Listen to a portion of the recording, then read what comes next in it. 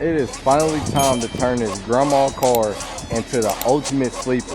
But before we do that, let me give you a little bit of background history about the 79 Caprice. One may call it the forgotten Caprice because it is the last of its kind. Let me give you a little bit of history lesson. This ain't your average old Chevy. This right here is the 1979 Caprice Landau Coupe, and it got a story that most people have never heard. Back in the late 70s, GM was downsizing everything. Smaller cars, lighter bodies, better miles per gallon, all thanks to the gas crisis. But they didn't forget the style. And this Landau, it was GM's way of saying we can still flex. This was the last year you could get that slick fastback style roofline, the wrapped rear glass, and that signature vinyl top, all wrapped up in one rare coupe. They only made a little over 21,000 of these 79, and after that GM moved on to the boxier, more formal design. This was the end of an era. Under the hood you could get a 305, even a 350 small block, all paired with a smooth cruiser vibe, big body, comfort, and just enough muscle to let folks know you ain't stopped. So if you've never seen one of these before, you're not alone. Most folk overlooked it, but now it's a hidden gem in the muscle luxury world. That's enough history lesson about this car. Let's get into my history of the car. This was my first old school that I bought when I was 19 years old, and it pretty much changed my life. Got me into just loving cars. It was one of the best investments I ever made through many different phases. Now we're about to go into one of its last but new form. I built a brand new motor for it. This is a 6.0 block, bored over to a 6.2, got 243 heads, has a stage 2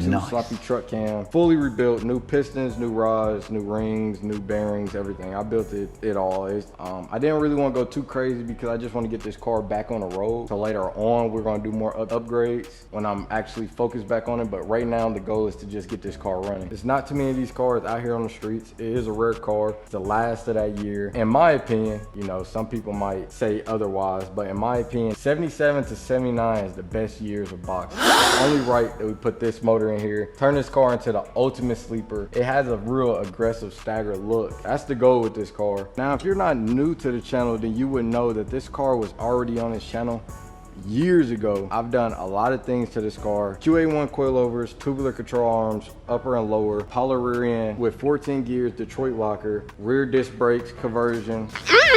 So good and tasty.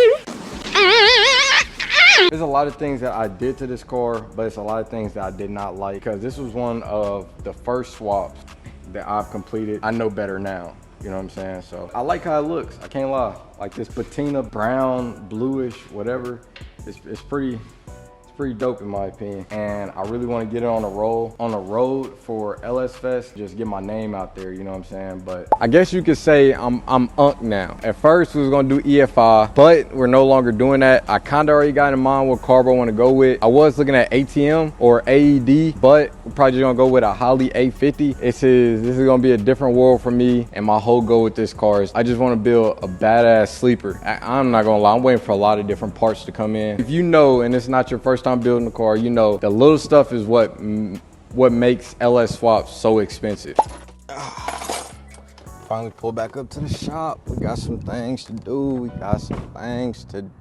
Hopefully this week is the week we get the motor dropped in, but today we're gonna be finishing up the motor for this car. Like we gotta get the rockers all torqued down, the flex plate on, cam sensor, crank sensor all up in here, put these valve covers on here. Then we'll be in a good spot mounting this motor up to this trans. I'm about to work my magic with this little clip. Hopefully y'all enjoy it, but let's get to putting this motor together.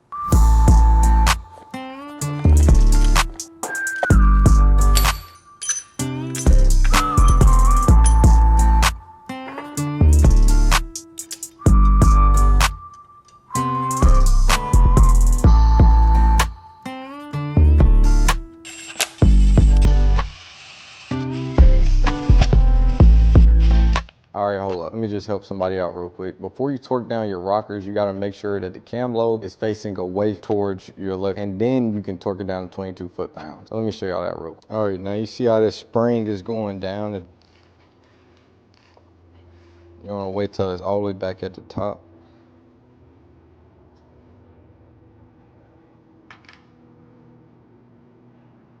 About right there. And then that's when you can torque down that rocker to 22 foot-pounds.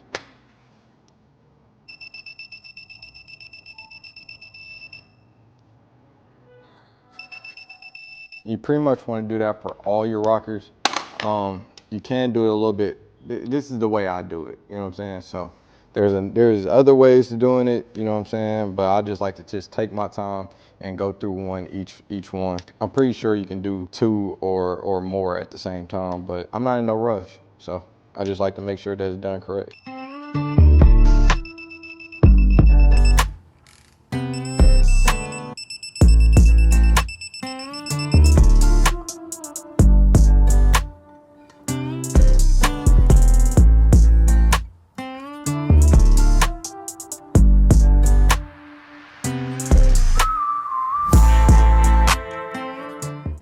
We are finally finished. Well, we're done for the most part. I gotta wait for my front accessories to come in. I just got those on order, and I can't put this out on because I'm missing a freaking washer. It is what it is, bruh. Let me know in the comments what you guys, if you guys need me to be more specific with anything over this car. I know the box Chevy world, it's not really that many people really teaching people how to do stuff. So just let me know in the comments. I know I can't be the only one that plans their day out fully to the T, but then forgets every single thing that they were supposed to do when they get to the shop. Now, I ain't gonna hold y'all. I really think it's because I'm a dad now. Ever since I became a dad, bro, I swear to God, I cannot remember anything. Like the other day, I walked out the house and I didn't wipe my hands off after I was eating some food. Wait, what did y'all think I was about to say? But anywho, we're gonna be doing something that I've been wanting to do for a while now, and that's to color match my intake. By the way I lay everything out and do some of these things on this internet, I bet you guys will believe I know what I'm doing. But let me let you in on a little bit of secret, dude. I have no clue on what I'm doing, bro. I'm literally out here winging it. I should mess around and put that on a shirt. Just winging it. Like with a cool car or something. We're all garage builders, driveway builders, and sometimes we're just winging it when it comes to building these cars. Like, we may look like we know what we're doing, but in reality, really don't. Sometimes some things just work out of pure faith and love. Well, not all the time. When you do it enough, sometimes you do start to know what you're doing, and it all starts to make sense. But if you're like me and you never learn from your mistakes, well, welcome to the team. As long as there's YouTube, we will be good, bro. I promise. Y'all might need some floaties by the way I sprayed it bit. Look. Oh, Lord. Oh, God. Look.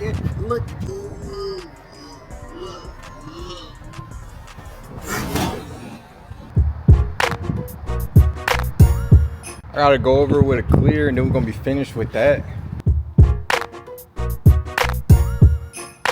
Oh my God!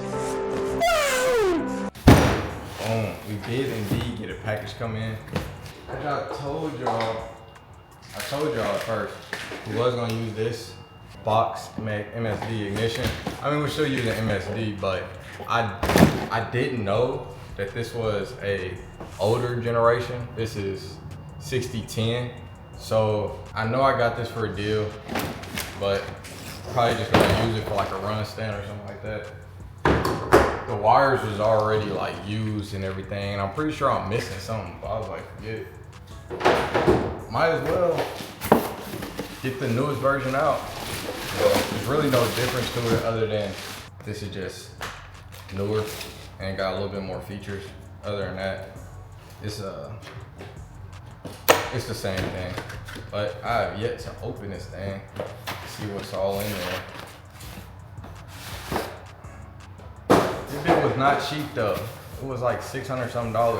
So for all the guys saying, oh, carb versus LS, just be mindful of this. Carburetor, every carburetor that's like a 650 plus, 650s are kind of cheap in my opinion.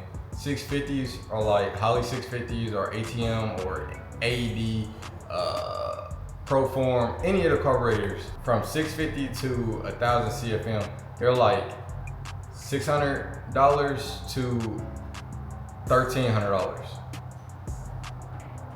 Intake, a Trailblazer SS intake on Facebook Market is like 150, 100, you know what I'm saying? Injectors, 42-pound injectors from a 5.3 2010, get them from the junkyard, go get them clean. I'll probably say you'll probably be in at like $200 for fuel injectors and intake. Probably a little bit more, probably like $250. So intake out the way. Throttle body, you use a stock one. Get that cheap, or you can get an Amazon special one for like $100, $400. Wire harness. You don't have to always go with Holley I usually use BP Automotive if it's like just a cam. You know what I'm saying? If it's like a simple build and I don't plan on doing no like power adders or nothing like that, I usually go with BP Automotive or PSI. Just the harness is $500, and that's if you got your own ECU. Or the ECU with the sensors, like the MAF and all that extra stuff, O2 sensors and all that, is like $1,100. That's EFI. Versus, it's honestly, bro, it's more expensive going carb than it is just doing EFI. Swear to God, bro. I swear to God. This stuff is way more, so it's like, just because you're scared of wiring does not mean go this route.